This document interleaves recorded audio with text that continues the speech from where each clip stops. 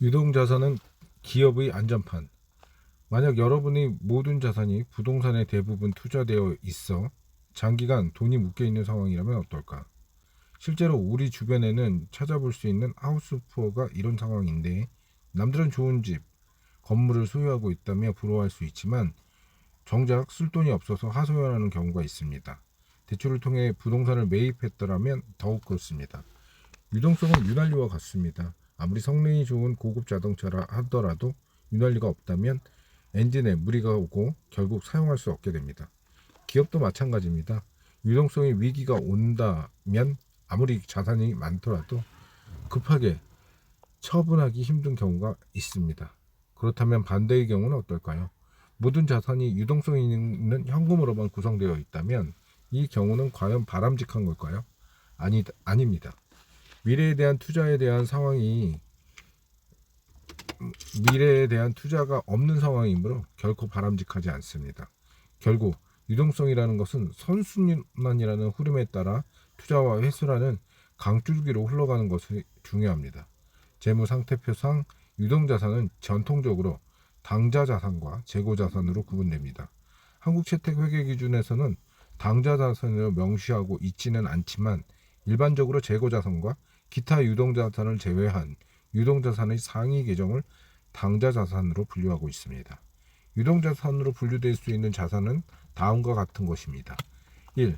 기업의 정상 영업 주기 내에서 실현될 것으로 예상되거나 정상 영업 주기 내에서 판매 또는 소비될 의도가 있는 자산.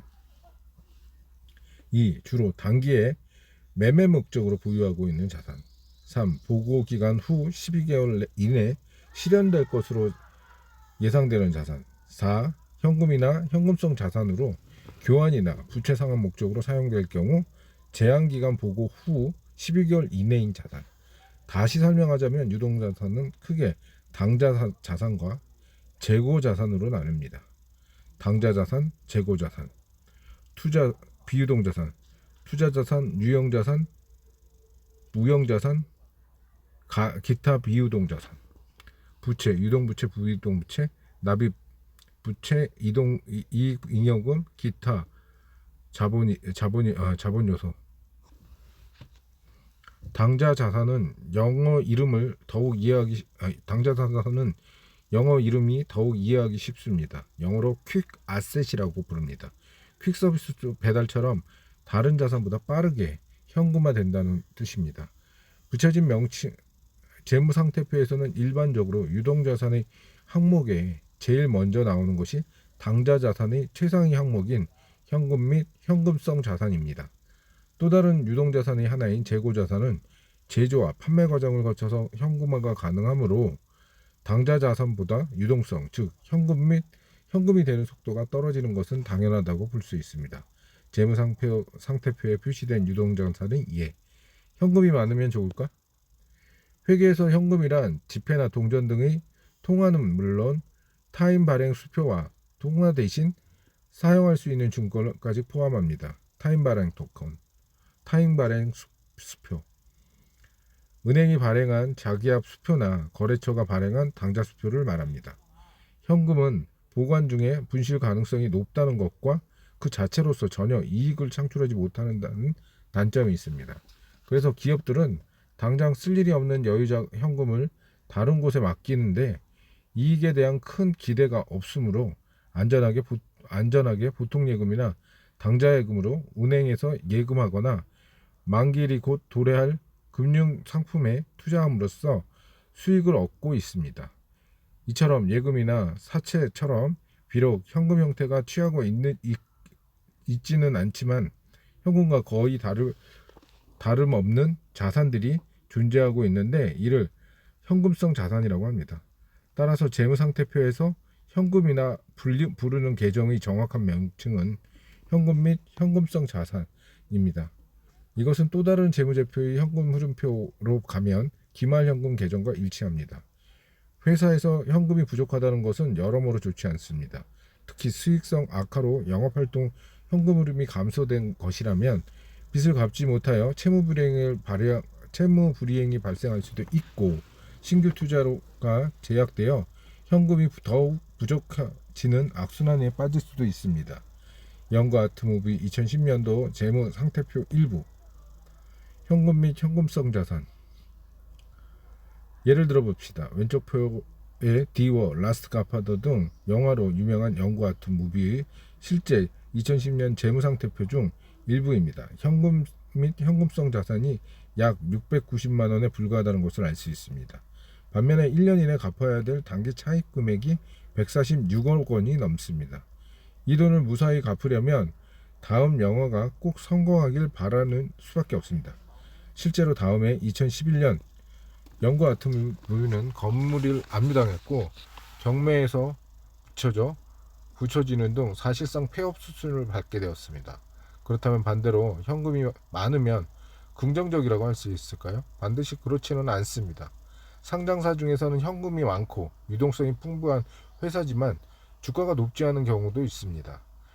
시장에서 기존 사업 성장이 정체된 상황에서 신사업 전략을 만들지 않아 현금이 쌓이는 것일 수도 있다는 부정적인 신호로 받아들일 수도 있기 때문입니다. 또한 시장의 불확실성이 커져 어쩔 수 없이 현금을 들고 있는 경우도 있습니다. 다음 표를 보면 실제로 코로나19 팬데믹에서 불확실성이 확대되자 2020년 많은 기업이 현금 보유량이 늘어난 것을 볼 수 있습니다.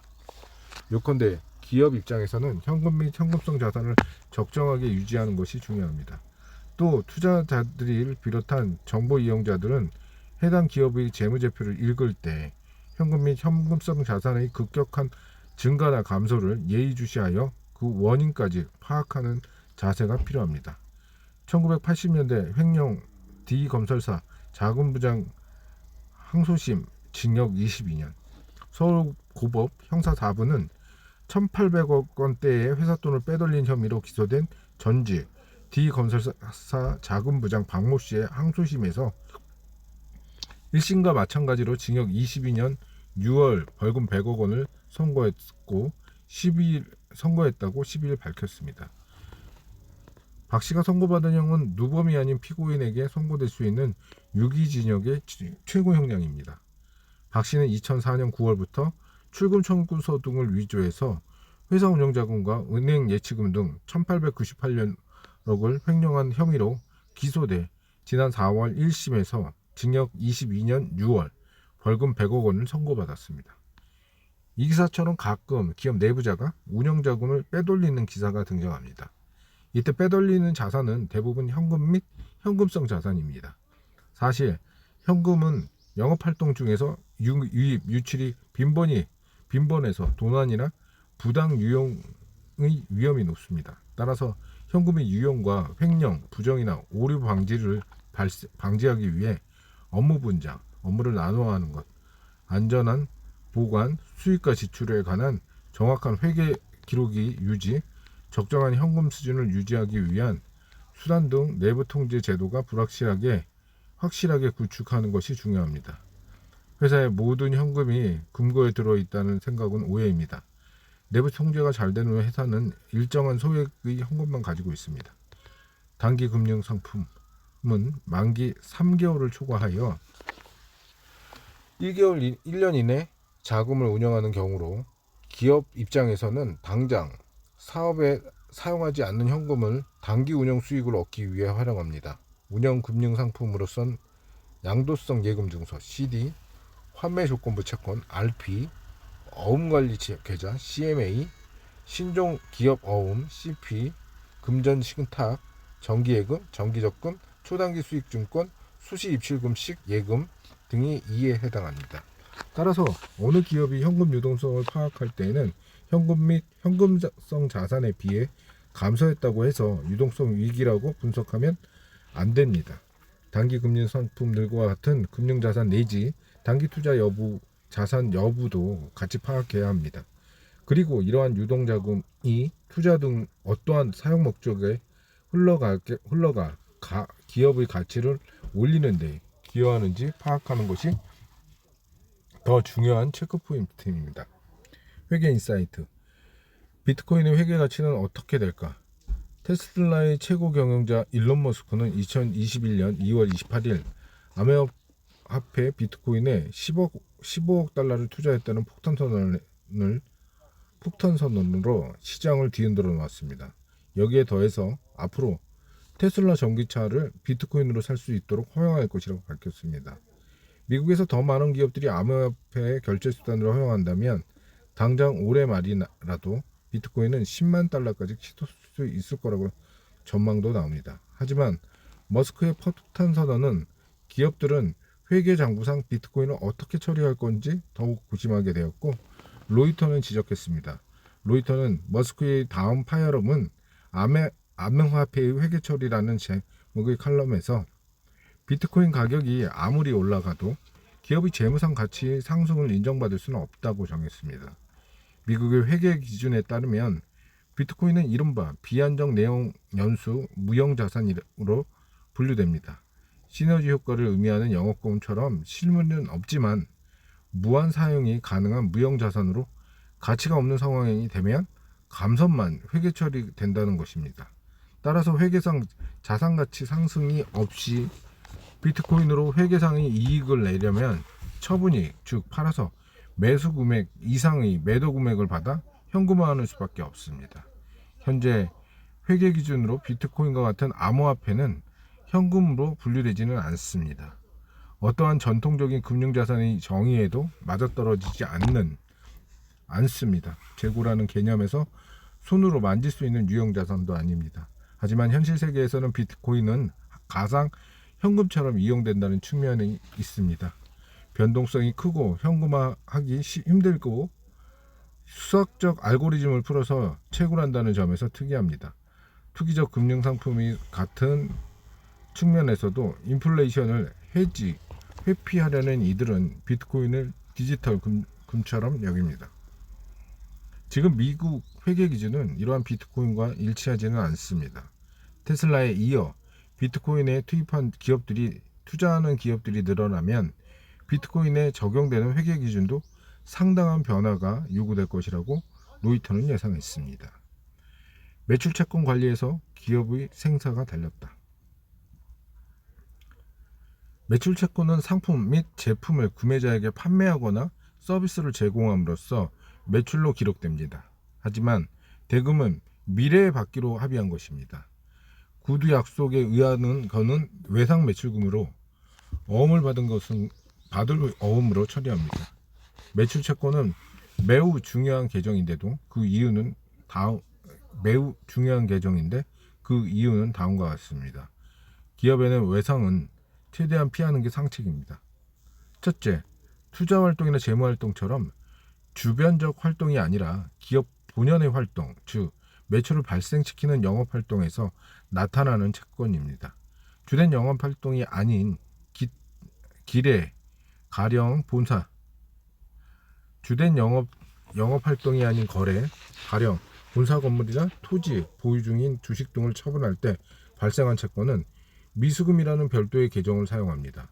둘째, 매출 채권은 가까운 미래에 유입될 현금의 크기를 말해줍니다.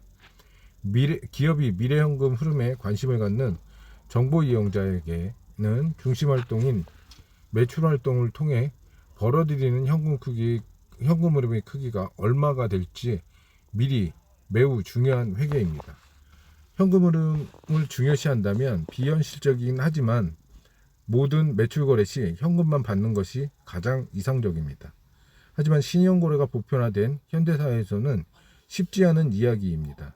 따라서 현금의 중요성을 잘 기억해 두되 현실적으로 매출 채권을 적정하게 관리하는 것이 중요합니다. 만약 전년도에 비해 매출액은 증가하지 않는데 매출 채권만 증가한다면 이는 위험한 신호입니다. 종전에는 현금 유입에서 이어졌던 매출 중 일부가 지금은 그러지 못하고 있다는 것을 시사하기 때문입니다. 재무상태표가 표시된 매출 채권의 예. 매출 채권의 적정성을 판단하는 메커니즘.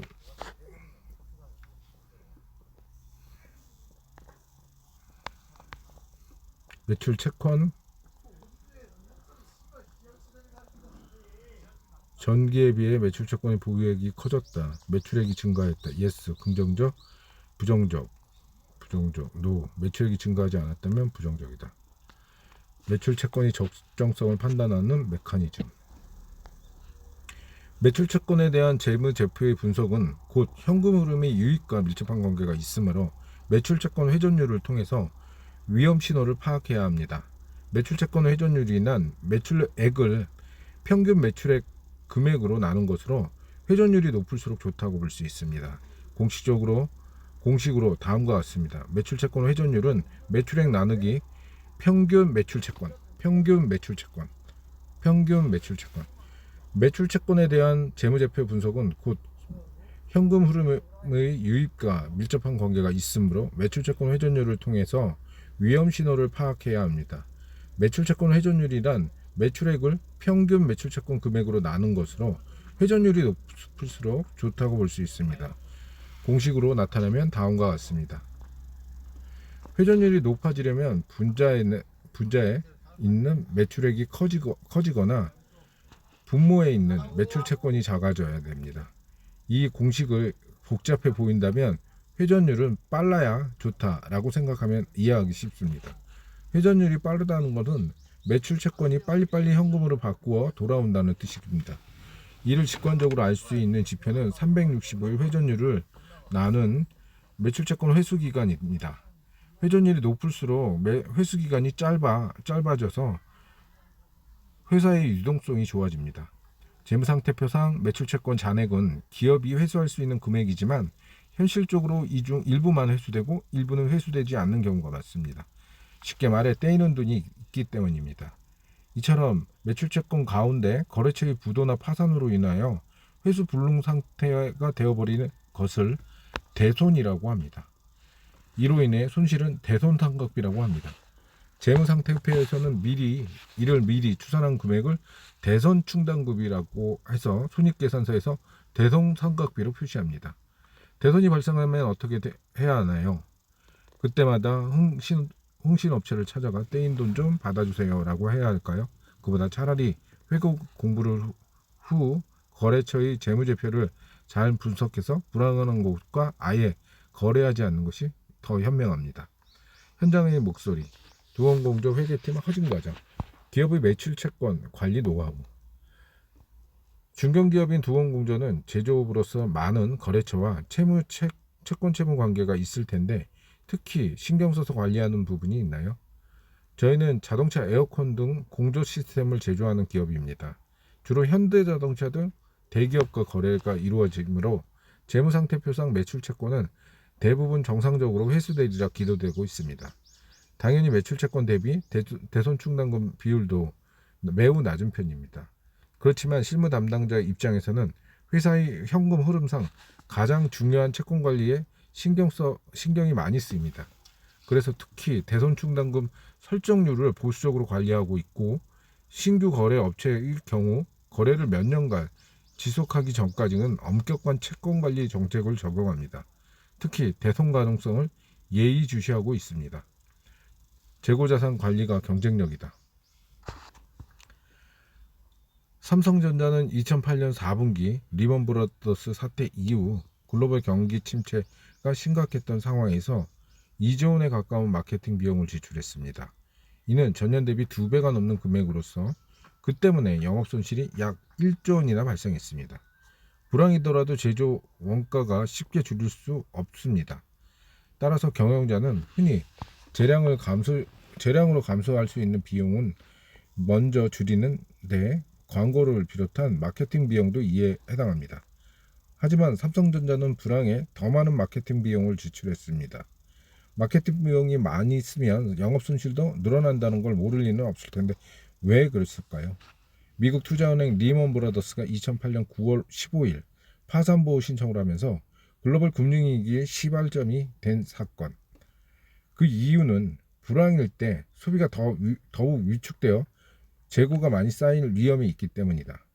소비자의 트렌드가 민감한 IT 제품은 출시한 지 몇 개월 지나도 제값을 받지 못하는 경향이 있습니다. 결국 마케팅 비용으로 크게 늘리는 것은 경기 침체로 인해 판매가 부진해질 수도 있는 제품에 대해서 브랜드 인지도 확대 및 유통망 강화로 소비를 촉진하려는 것입니다. 실제로 오른쪽 도표를 보면 쌓여있던 재고량이 마케팅 비용 확대한 시기에 줄어들었던 것을 확인할 수 있습니다. 재고자산이란 회사의 일정한 상거래 또는 주된 영업활동 과정에서 판매를 목적으로 보유하고 있는 실물자산을 말합니다. 따라서 재고자산의 종류는 업종에 따라서는 달라집니다. 이마트나 롯데마트 등 상품 매매업의 경우 구매품에서 구매처에서 상품을 구매해 마진을 붙여서 판매하는 것이 주목적이고, 창고나 매장에 쌓여있는 상품이 재고 자산에 해당합니다. 회계 인사이트. 어음깡은 회계 언어인가 아닌가요? 기업이 자금 사정이 좋지 않을 때 매출 채권의 만기까지 기다리지 못하고 먼저 현금으로 바꿀 수도 있습니다. 받으러오면 금융기관에 양도하거나 담보로 제공하여 만기 가액에서 이자 비용을 감한 금액을 받는 것입니다. 회계에선 이를 매출채권 할인이라고 합니다. 그런데 강의 중에서 이에 대한 질문을 하면 꼭 어음깡이라고 답하는 분들이 한두 분씩 계십니다. 하지만 어음깡은 역시 정식 회계 용어는 아닙니다. 은어입니다. 은어뿐만 아니라 고정자산, 고정부채, 특별손실, 감가상각 충당금 등 재무 항목의 변경으로 더 이상 사용하지 않는 용어를 사용하면서 시대에 뒤떨어질 뿐더러 신뢰성도 의문이 듭니다. 회계 용어는 정확히 쓸 때 혼란을 막을 수 있을 뿐만 아니라 더 품이 있다는 것을 잊지 말아 주시기 바랍니다. LG전자나 현대자동차처럼 직접 물건을 제조하여 판매하는 것이 주목적인 기업은 완성된 제품뿐만 아니라 그 물건을 제조하기 위한 원재료, 그리고 현재 공장에서 만들어지고 있는 비완성인 제공품과 반제품까지 재고자산에 포함합니다. 건설업의 경우에는 주택을 짓기 위한 분양 용지나 미분양 주택 등을 재고자산에 해당합니다. 지금 여러분이 읽고 있는 이 책의 경우를 생각해 본다면 출판사가 만들어서 창고에 보관 중인 책과 그 책을 찍기 위해서 구입해 둔 종이와 출판사의 재고자산일 것입니다. 재고자산의 분류는 다음과 같습니다. 상품, 제품. 기업이 정상적인 영업 과정에서 판매를 목적으로 구입하는 것을 말합니다. 부동산 매매업에서 판매를 목적으로 소유하는 토지, 건물, 기타 이와 유사한 부동산도 상품에 포함됩니다. 기업 내부의 판매를 목적으로 제조한 생산품을 말합니다. 기업 내부의 판매를 목적으로 제조한 생산품을 말합니다. 반제품, 자가 제조한 중간 제품과 부분품 등을 말합니다.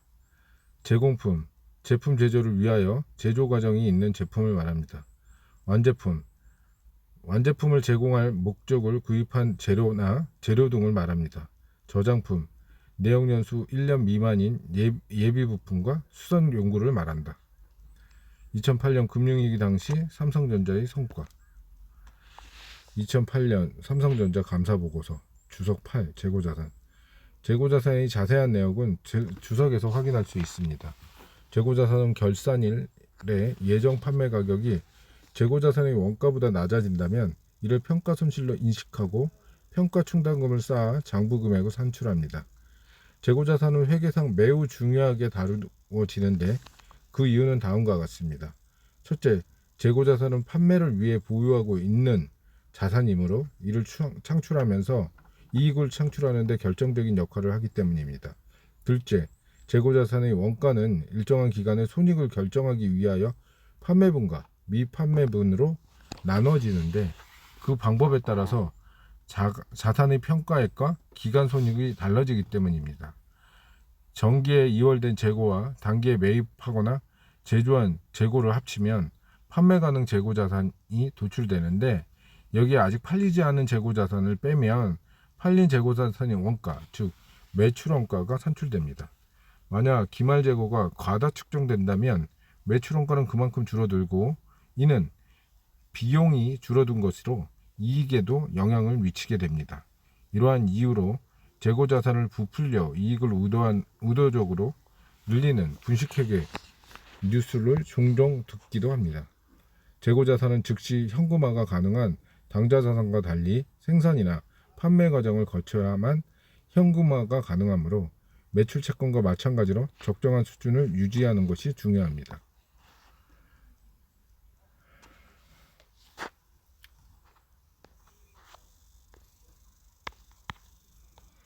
기초재고자산, 상품, 제품, 단기 매입, 단기 제조, 제품, 매출원가, 기말제조, 단기 매입, 단기 제조, 매출원가, 팔린 것, 안 팔린 것, 손익계산서의 기록, 매출원가, 재무상태표의 기록, 일반적으로 매출이 증가하면 매출과 재고자산도 비슷한 비율로 증가합니다. 일반적으로 매출이 증가하면 매출채권과 재고자산도 비슷한 비율로 증가하고, 매출이 감소하면 같이 감소하는 경향을 보입니다. 따라서 예상 매출액과 업종별 관행 등을 고려해서 적정 재고량을 결정해야 한다. 다음 사례를 보자. 미국의 델 컴퓨터의 강점은 주문 제작 방식이라 재고가 매우 적다는 점입니다. 또한 인터넷에서 직접 판매하기 때문에 매장에 완제품 재고가 있을 필요도 없고, 부품 역시 공급자에게 책임을 묻는 방식이라 극도로 재고를 줄일 수 있습니다. 필요한 시기에 필요한 물량을 생산해서 출고할 수 있다면 재고가 적을수록 현금 흐름이 좋아집니다. 부품을 미리 살 필요도 없고 재고 저장에 필요한 비용도 들릴 필요가 없습니다. 이런 델 컴퓨터의 재고자산 보유 기간은 2021년 현재 평균 16일입니다. 재고가 만들어지고 평균 16일이 지나면 어디든 팔려서 매출로 인식된다는 겁니다. 참고로 HP는 44일이고 애플은 불과 6일입니다. 재고자산의 보유기간을 줄이기 위한 핵심 역량은 구매팀 혹은 마케팅 팀의 시장 수요 예측 능력과 공장의 정확한 생산 일정 수립 능력이며, 이 역시 애플의 SCM 전문가인 CEO 팀 쿡의 성과라고 하겠습니다. 이 글을 보면 재고가 창고에 쌓여 있는 것을 보다 빨리 판매되어서 현금으로 바꾸어서 돌아오는 것이 좋은 것임을 알 수 있습니다. 이처럼 재고자산이 얼마나 빨리 판매되느냐 측정하는 것이 재고자산 회전율입니다. 재고자산 회전율은 매출 원가를 재고자산으로 나눌 것입니다. 이때 재고자산은 판매 가격이 아닌 원가로 기록하므로 분자의 매출액이 아닌 매출 원가가 온다는 것에 주의해야 합니다. 매출 원가 나누기 재고자산, 평균 재고자산. 재고자산 회전율은 위험 신호를 파악하기 위해서라도 예의주시해야 합니다. 재고자산의 회전율이 바쁜 것은 좋은데 회전율이 빨라지면 재고자산을 보유하는 기간이 짧다는 것이고, 그만큼 빨리 판매가 활발하게 이루어졌다는 뜻입니다. 반대로 재고자산 회전율이 지나치게 낮다면 판매가 이루어지지 않고 물건이 창고에 계속 쌓여만 가고 있다는 뜻입니다. 재고자산 보유기간을 구하는 공식도 있습니다. 365일은 재고자산 회전율로 나눈 재고자산 보유기간이 짧을수록 영업활동이 원활하게 운영되고 있다고 할 수 있습니다. 재고자산 보유기간 365 나누기 재고자산 회전율. 회계 인사이드. 현금성 자산의 항목을 활용하여 주식 투자하기. 필자 주변에는 주식 투자를 잘하는 투자자들이 여러 명 있습니다. 정보의 양과 질, 그리고 분석할 수 있는 종목에 한계가 있는데도 이들은 꾸준히 주식 투자로 성공을 거두고 있습니다. 한 번은 투자 자문사의 펀드 매니저로 있는 지인에게 투자회사에서 선정하는 노하우가 담긴 파일을 어렵게 얻을 수 있었는데 그 중 하나입니다. 2003년 9월부터 2004년 3월까지 평균 단가 6,400원으로 꾸준히 한 회사의 주식을 매입했으며 2005년 3월부터 2006년 9월까지 평균 12,100원으로 매도하였습니다. 주식 보유기간 중에서 누적 배당금은 주당 1,900원이었으므로 투자기간 중 투자자가 무려 118.75%의 이익률을 기록한 것입니다. 그의 투자 포인트는 생각보다 간단했습니다. 재무제표를 보고 장기 금융상품까지 포함한 현금 및 현금성 자산에서 부채를 뺀 금액이 대략 200억에 달했으나 시가총액이 그에 훨씬 못 미치므로 앞으로 주가가 오를 수밖에 없다고 생각해서 매수했다는 것입니다. 그의 투자 전략의 대부분은 재무제표의 여러 가지 방법으로 분석하여 투자처를 선정하는 것입니다. 이렇게 재무제표를 배우다 보면 어느새 우리도 워렌 버핏처럼 재무제표를 읽는 눈이 생길 것입니다. 3. 비유동자산은 경영의 힘. 비유동자산이란 말 그대로 유동자산에서 해당하지 않는 자산의 항목으로 결산일부터 1년을 초과하여 보유하게 될 자산입니다. 보통 영업활동에 장기간 사용할 자산이나 영업활동 이외의 투자 목적으로 보유하고 있는 자산 등이 포함됩니다. 비유동자산은 투자 목적 및 형태에 따라서 투자자산, 유형자산, 무형자산, 기타 비유동자산으로 구분됩니다. 비유동자산의 종류를 나눠보면 다음과 같습니다.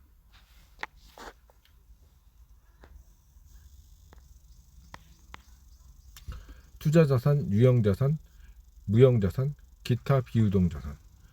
투자 수익을 목적으로 보유하며 주된 영업과 직접 관련이 없는 자산의 장기적인 금융상품, 장기 투자 증권, 투자 부동산이 여기에 속합니다.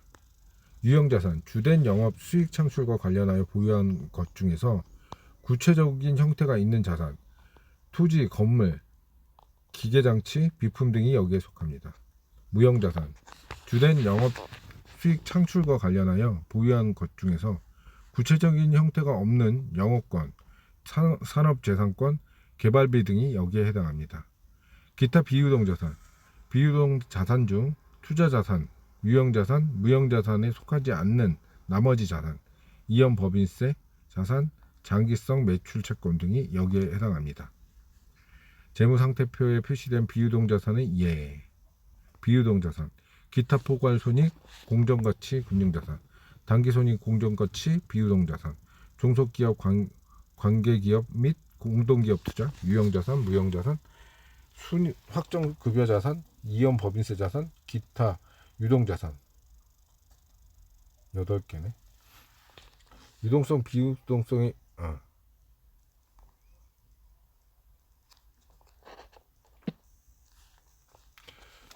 유형자산은 경영의 도구이다. 네, 시작은 미약하였으나 나중에 창대하리라는 성경 구조처럼 지금은 큰 기업으로 발전한 회사도 처음에는 기본적인 유형자산만 가지고 사업을 시작했습니다.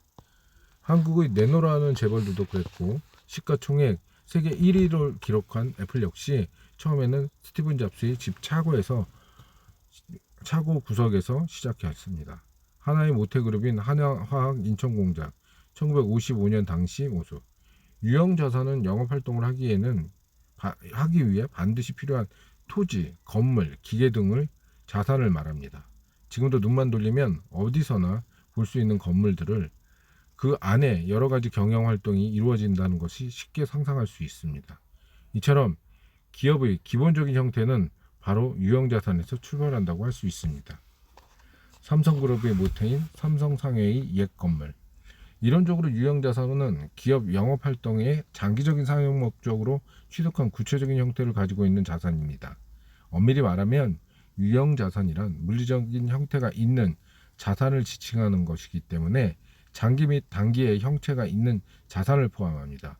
사무실에서 쓰는 A4지 용지가 공사 현장에서 쓰는 못, 나사 등 소모품도 형태가 있는 기업의 자산이긴 합니다. 하지만 이는 유형자산으로 분류되고 일반적으로 유형자산이라고 하면 1년 이상 사용하는 장기 유형자산만을 지칭합니다. 소비자가 원하는 제품을 생산하고 판매하려면 제품 생산을 위한 공장이나 생산 설비를 보유할 필요가 있습니다. 또 판매나 관리를 위해 판매 설비를 갖추거나 사옥을 짓기도 합니다. 이처럼 경영 목적상 이유로 보유하게 되는 유형자산이 바로 유형자산입니다. 유형자산의 종류를 알아보자. 유형자산은 일반적으로 기업이 보유하고 있는 자산 중 매우 큰 비중을 차지합니다. 유형자산의 종류는 다양한데 토지, 건물, 구축물, 기계장치, 차량 운반구, 선박, 항공기, 집기, 사무용 비품, 건설 중인 자산 등이 모두 포함됩니다. 이 중 토지와 건물 등은 쉽게 이해될 테니 건물 중인 자산 항목부터 살펴봅시다. 건물 중인 자산은 현재 만들고 있는 생산 라인이나 본사 건물, 공장 건물 등을 이야기합니다. 따라서 어떤 회사의 유형자산 항목 중 건설 중인 자산이 증가한다면 이 회사가 투자를 확대하는 중이라고 할 수 있습니다. 기업의 활동을 미리 파악할 수 있는 항목입니다. 일반 사무직 회사원도 기업의 자산으로 기록하면 신입사원이 입사한 후 바로 업무 배치를 않고 교육을 받는 경우 건설 중인 자산이라고 할 수 있습니다. 연수가 끝나고 업무 현장에 배치되는 순간부터 다른 자산으로 바뀌는 것입니다. 대우조선해양의 중고업 상한학교에는 고등학생들을 선발하여 입학과 입사를 동시에 하는 시스템을 가지고 있습니다. 이들은 오랜 기간 체계적인 계획 아래 육성되어 현업에 바로 투입되는 기업의 소중한 자산입니다. 물론 이들은 교육을 위해 투자되는 자금은 실제로 교육훈련비와 인건비로 처리되지만 자산성 측면으로 보면 건설 중인 자산의 성격을 가지고 있다고 볼 수 있습니다. 유형자산과 재고자산으로 나누는 메커니즘.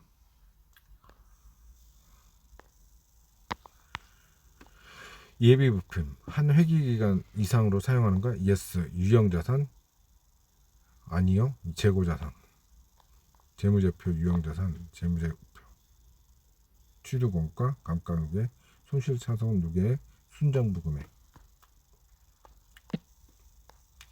회계 인사이트. 토지가 유형자산이 아닐 수도 있다고? 기업이 보유한 토지는 어떤 자산에 속할까? 유형자산이라고 자신에게 대답한 독자들은 죄송하지만 정답이 아닐 수 있습니다. 토지는 일반적으로 유형자산에 속하는 건 맞지만 이때 영업활동에 사용되는 전제 조건이 있어야 합니다. 만약 영업활동에 사용되지 않고 시세 차익만을 투자 목적으로 가지고 있는 토지라면 투자부동산이라는 계정에 속하는 투자자산으로 봐야 합니다. 2020년 현대건설 재무제표 주석 11번 투자부동산 내용 중 1번. 다음 부동산 매매업을 주업으로 하는 회사나 건설업 회사의 경우에는 토지가 팔아야 할 물건이므로 재고자산에 분류되기도 합니다. 결국 자산은 사용 목적에 따라 분류되는 것이지 그 자산 그 자체로 분류되는 것은 아닙니다. 자산의 감가상각과 재평가. 앞서 LG전자의 유형자산 내역에서 볼 수 있듯이 취득원가와 순장부금액 사이에 감가상각 누계액이라는 계정이 있습니다. 취득원가를 조정하기 위해서 감가상각 누계액은 감가상각비라는 비용 계정의 누적 합계 금액입니다. 감가상각비라는 말은 많이 사용되므로 한두 번씩 들어봤을 수도 있고 대략적인 의미를 알고 계신 분도 있을 것입니다. 쉬운 예를 하나 들어보죠. 영업활동에 사용할 목적으로 원가 300억의 건물을 취득하였다고 합시다. 이 건물의 수명은 30년으로 예상되고 30년 뒤에는 건물이 낡아서 처분해도 가치가 없을 것이라고 추정하죠. 이 경우 기업이 부담하는 건설 사용 비용은 당장 올해에서만 쓰는 비용이 아니라 30년이라는 전체 기간 동안 비용으로 보아야 합니다. 따라서 이 금액을 올해의 회계에만 적용하지 않고 30년 동안 회계 기간별로 배분하는 회계 처리 방법이 필요합니다. 이것이 감가상각입니다. 그래야 회계 기간별 수익과 비용의 대응이 적절히 이루어지기 때문입니다. 이론적으로 유형자산의 취득원가에서 잔존가액을 차감한 감가상각 대상 금액을 매 기간별로 배분함으로써 적절한 수익, 비용 대응을 이루고자 하는 회계 처리입니다. 감가상각에서도 몇 가지 방법이 있는데 정액법의 경우로 계산해 보자. 건물의 취득원가를 30년 후에 잔존가치를 뺀 후 이를 기간으로 나누면 매년 감가상각비가 10억 원이 됩니다. 감가상각비 10억 원, 300억, 30년. 회계에서는 감가를 세 가지 용어로 표현됩니다. 건물이나 기업 같은 유형자산에 대해서는 감가상, 상가, 유전이나 광산 같은 소모성 자산에선 광모상각, 무형자산에선 상각으로 표현합니다. 단 토지는 감가상각하지 않습니다. 토지를 낡아서 쓸모없어졌다고 판단하기가 어렵기 때문입니다. 예를 들어 서울 강남의 한 아파트는 오래되어 수리나 재건축을 할 정도이지만 비록 재건축 때문에 호가가 20억을 웃돌고 있습니다. 건물은 감가상각이 이루어져 거의 0이 되지만 토지 자체의 가치가 있는 것입니다. 역시 믿건 땅밖에 없다는 얘기가 그래서 나온 것일지도 모릅니다. 같은 논리로 적용을 들어가 보면 수목 또한 감가상각을 하지는 않습니다. 감가상각 보고서는 주석 2의 주요 회계정책, 유형자산. 회사의 유형자산은 취득 원가에서 회사가 추정하는 추정 내 내용 연수에 따라서 정액법에 의해 상각됩니다. 토지는 상각되지 않으며 자본화 차입 이자를 포함한 장기 건설 자산의 취득에 따라 사용되는 원가는 관련 추정 내용 연수 동안 상각됩니다. 자산별 회사가 사용되고 있는 대표 추정 내용 연수는 다음과 같습니다. 회사는 매 회계연도 말에 유형자산의 감가상각 방법, 잔존가치, 내용 연수를 검토하여 필요한 경우 조정하고 있습니다. 자산의 장부 금액이 추정 회수 가능액을 초과하는 경우 자산의 장부 금액을 회수 가능액으로 즉시 감소시키고 있습니다. 자산의 처분 손익은 처분 대가와 자산의 장부 금액의 차이가 결정되며 손익계산서의 기타 수익 또는 기타 비용으로 표시되고 있습니다. 유형자산별 내용 연수 정책을 보여주고 있습니다. 내용 연수는 자산의 성격에 따라서 각 회사가 추정하여 감가상각을 합니다. 대박이냐 쪽박이냐 유형자산 재평가하기. 한 유형자산 관리 직원을 대상으로 회계 강의를 유명호텔 관리 직원을 대상으로 회계 강의를 했을 때 일입니다. 특이하게도 호텔의 일식 주방장이 수업에 참여하고 계셨습니다. 쉬는 시간이 되자 그분은 기다렸다는 듯이 찾아 질문을 했습니다. 제가 주방 책임자여서 주방 살림을 하는데 유형자산 대장 목록을 보다 보니 이상한 것이 많이 있어서요. 회사 장부를 의심하는 것 같아 내부 직원으로서 못 물어봤고 마침 회계 강의를 한다고 해서 수강하게 되었습니다. 무엇이 그렇게 이상한가요? 제가 주로 쓰는 칼만 해도 비록 10년째 쓰고 있지만 일본의 장인이 만든 칼이라 지금 내다 팔아도 몇백만 원은 받을 겁니다. 그런데 장부에는 단돈 1,000원으로 기록되어 있단 말입니다. 이거 말고도 많아요. 기억적 자부심에서 비롯된 문제일 테지만 일반인은 아마도 비슷한 부분에서 많이 헷갈릴 것입니다. 이 경우 장부 가치와 공정 가치를 혼동하는 겁니다. 주방장의 칼은 이미 오래 썼기 때문에 회계상으로 감가상각이 다 끝난 상태입니다. 이때 1,000원으로 기록한 것은 엄연히 존재하는 비품이 0원으로 기록되면 장부에서 아예 사라져버려 관리가 되지 않으므로 그렇게 한 것입니다. 그 칼의 실제 가치가 더 크다고 해서 장부상의 가치가 어쨌든 1,000원인 것입니다. 비만 계정. 회계상 어떤 경제 활동을 잊지 않기 위해서 기록한 계정, 비만 계정. 반면에 주방장이 말대로 지금 팔아도 몇백만 원이라는 것은 일반적으로 시장가치, 줄여서 시가라고 부르는 공정가치입니다. 이렇게 설명해 드리자 주방장은 다시 질문했습니다. 아니 그럼 공정가치가 더 의미가 있는 거 아닙니까? 자산을 다 공정가치로 표현해야 되진 않나요? 물론 정보 이용자의 입장에선 충분히 공정가치를 궁금해할 수 있습니다. 하지만 그 칼을 정확히 지금 얼마인지 구하는 게 쉽지 않아요. 게다가 이것을 악용해서 자산을 부풀리는 회사도 생길 수 있고요. 장부만 보고 이 칼이 정말 100만 원의 가치를 하는지 실제로 1,000원짜리 싸구려 칼인지 그렇게 써놓은 건지 검증할 방법이 없으니까요. 신뢰성에 문제가 생긴다는 거죠. 또 공정가치는 계속 변하기 때문에 매번 측정하는데 비용이 많이 들 수도 있습니다. 투자자들이 많은 피해를 준 저축은행 고급 자동차가 처분되기 위해 전시되고 있습니다.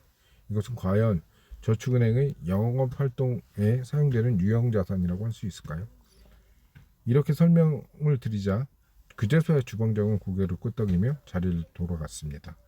물론 처음에는 유형 자산을 취득한 이후 공정가치 신뢰성을 있게 측정할 수만 있다면 이를 재무상태표의 재평가 금액으로 표시할 수도 있습니다. 한국채택회계기준에서 유형자산을 분류에 따라 원가 모형이나 재평가 모형 중 하나의 회계정책으로 선택하여 적용하도록 하고 있습니다. 이처럼 기업의 자산 중에서 큰 비중을 차지하는 유형자산을 어떻게 평가하여 재무제표에 표시하느냐, 회계상에 매우 중요합니다. 왜냐하면 유형자산은 기업의 영업활동으로 인한 인프라로서 장기간 투자되어 있지만 경제적 환경에 따라 가치가 변동되는 경우가 많기 때문입니다.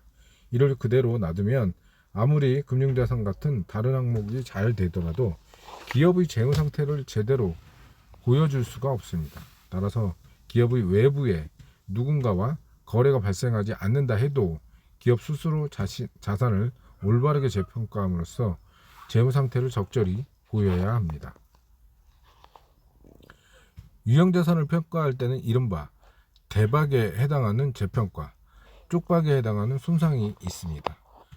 재평가와 손상은 모두 유형자산의 장부 금액에 직접 영향을 미친다는 점에서 동일하지만 재미있는 차이가 있습니다. 보수적인 회계의 속성상 쪽박인 경우에는 반드시 재무제표에 반영해야 하지만 대박인 경우에는 시치미를 떼고 조용히 있어도 됩니다. 즉, 자산 재평가는 기업이 선택할 수 있는 상황입니다. 하지만 한번 선택했다면 일관성 있게 계속 평가된 자산 가액을 공시해야 합니다.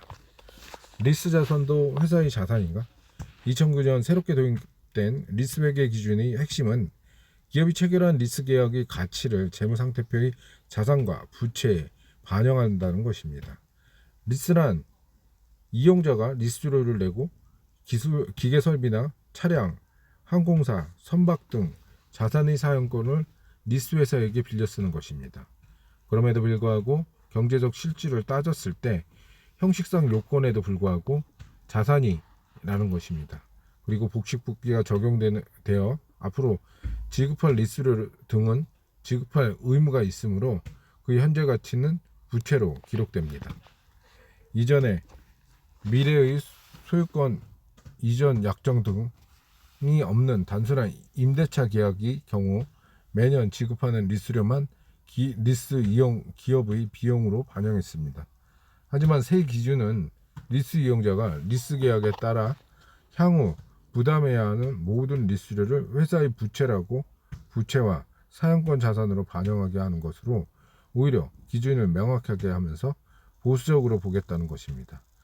리스 회계 적용 시 이슈 중에 하나는 과거의 제조와 직접 관련된 매출 원가나 영업이나 관리용 리스 자산의 경우 판매비와 관리비 등 영업비용으로 회계 처리했던 리스료를 이제 사용권 자산의 감가상각비와 리스 부재의 이자 비용으로 나눠서 손익계산서에 반영하도록 바꾸었다는 것입니다. 리스 이용 기업이 사실상 금융회사의 대출을 받아 자산을 사들인 것과 같다고 보고 숨은 리스 부채를 재무제표에 반영하다 보니 이자 비용이 등장하는 것입니다. 주의할 것은 리스 회계가 적용되더라도 이는 회계 기준의 변경에 따른 재무제표상의 변화일 뿐 기업의 실질적인 재무 상태나 기업의 성과가 변한 것은 아니라는 점입니다. 다음 표를 보면 스타벅스 코리아는 매장 건물이 직접 소유하지 않고 임차를 하는데 역시 리스 회계가 적용되어 사용권 자산과 계약 기간이 반영된 앞으로 지급될 임차료는 리스 부채로 기록되어 회계 처리된다는 것입니다. 보이지 않는 힘 무형자산. 무형자산은 기업이 보유하고 있는 보이지 않는 권리를 자산으로 기록한 것입니다. 영업권, 특허권 등이 대표적입니다. 인적 자원도 엄밀히 따지면 기업의 중요한 자산에 속하지만 일반적으로 회사의 임직원이 자산으로 기록되지는 않습니다. 왜냐하면 그 가치를 객관적인 수치로 측정하기가 쉽지 않기 때문입니다. 하지만 연예계획사 같은 경우 소속 연예인과 전속계약을 맺고 계약금을 지불하므로 해당 권리를 무형자산인 전속계약권으로 기록하기도 합니다. 뿐만 아니라 전속 기간 동안 그 연예인의 가치를 줄여서 나가기도 합니다. 즉 상각하는 것입니다. 연예계약사 스타 M 2007년 재무상태표 중 일부. 잉글랜드 프리미엄 리그 축구단도 선수를 무형자산으로 기록하곤 합니다. 아래 표는 맨체스터 유나이티드의 2005년 재무상태표 중 무형자산 주석 부분에 발췌한 것입니다. 이 표를 잘 살펴보면 각 선수들이 계약권이 무형자산으로 기록되어 있다는 것을 알 수 있습니다. 2004년 에버튼에 영입된 루니는 약 2,148파운드로 기록되어 있는 반면 메뉴의 유소년 팀에서 올라온 스콜스는 0으로 기록되어 있습니다. 스콜스는 외부의 대가를 지급하지 않고 유소년 팀에서 육성된 내부 창출 무형자산이기 때문입니다. 무형자산의 회계 처리 방식은 유형자산과 거의 유사하지만 제대로 회계를 공부하지 않으면 이후 설명할 두 가지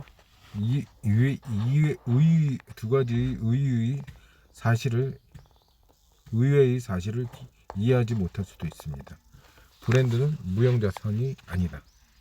무형자산 하면 가장 떠오르는 것이 바로 브랜드의 가치일 것입니다.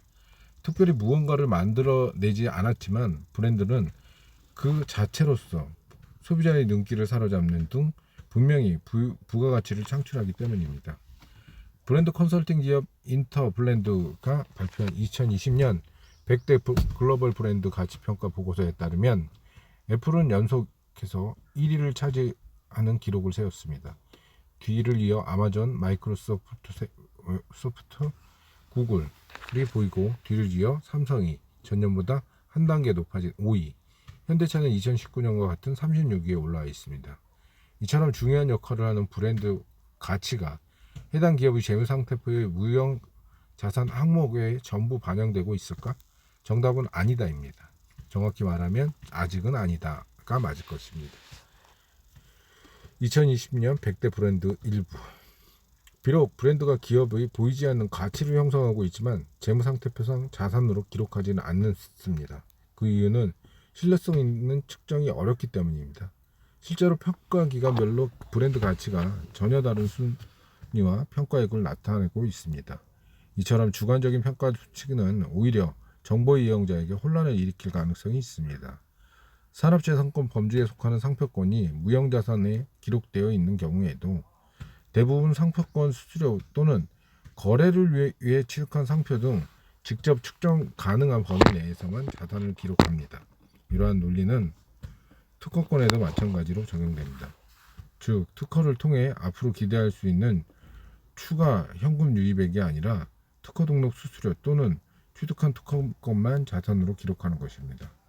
그렇다면 브랜드 가치가 아무리 높아도 소용이 없는 것일까요? 그렇지는 않습니다. 무형의 브랜드 가치 등이 재무상태표의 장부상 신뢰성을 측면에서 기록은 안 되지만 기업의 가치에서 반영이 되어 투자 유치 또는 상장회사의 경우 시장 가치로 인정을 받습니다. 회계기준 기관도 이를 고려하여 무형자산의 특성을 고려한 회계기준 제정을 위한 고민을 계속하고 있습니다. 영업권은 영업과 관련이 없다.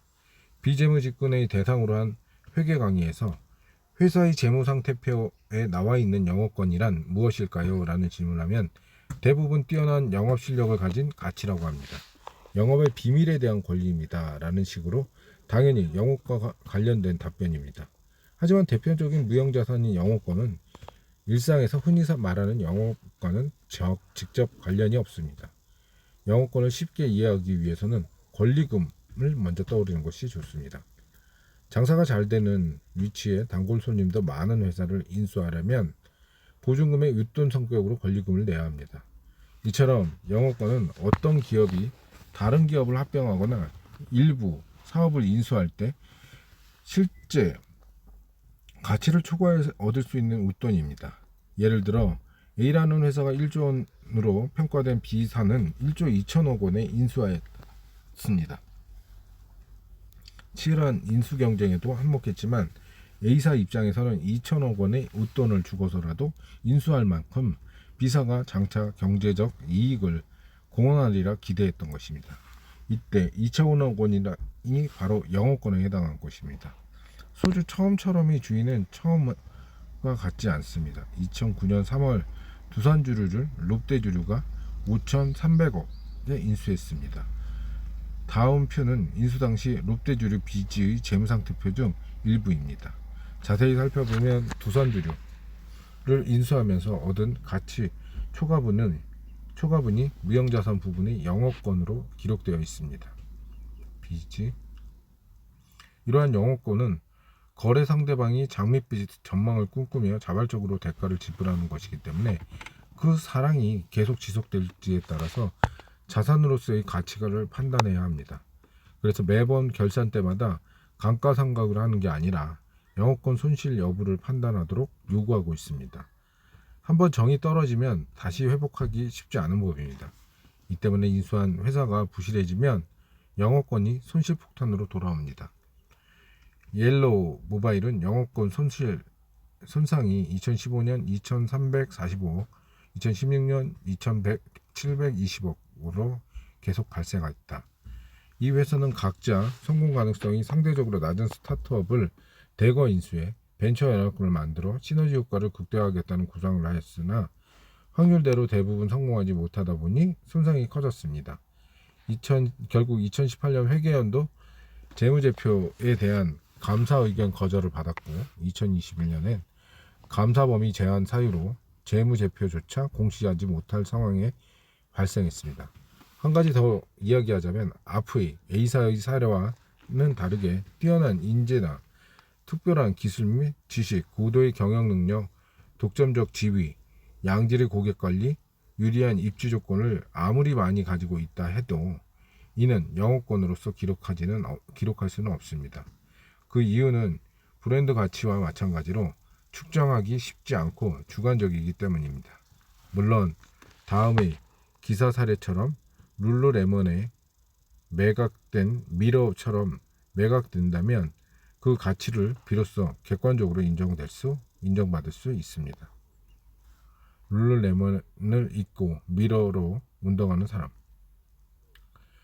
요가복이 대명사로 불리는 룰루레몬은 홈피트니스 플랫폼 기업 미러를 5억 달러, 원화가치 5,988억에 사들여 화제가 됐습니다.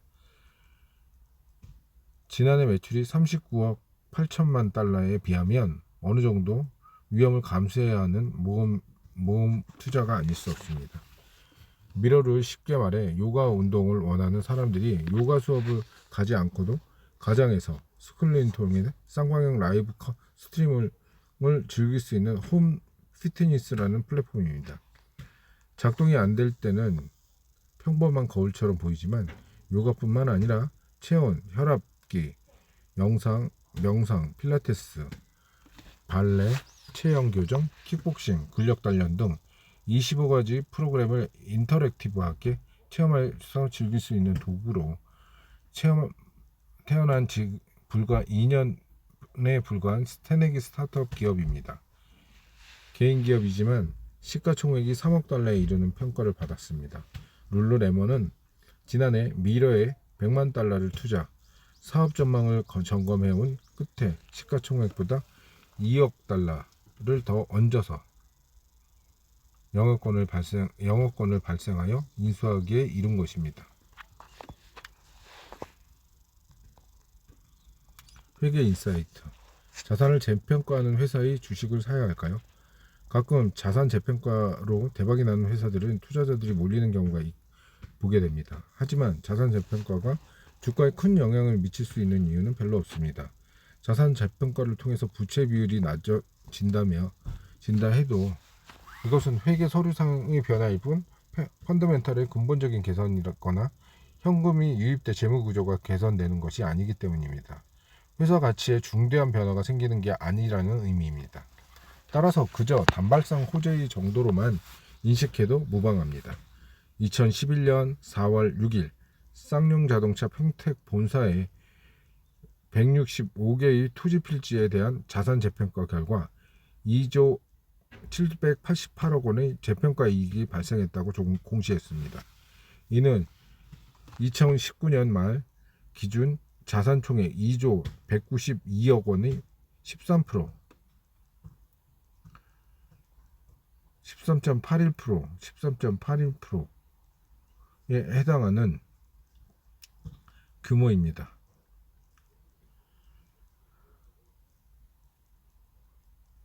이렇게 자산 재평가를 한 목적은 상장 폐지 절차를 앞두고 이의 제기를 근거로 활용할 수 있는 목적으로 자산 재평가를 재무구조 개선에 주장하기 위함입니다. 결국 자산 재평가는 목적성을 가지고 있는 경우가 많습니다.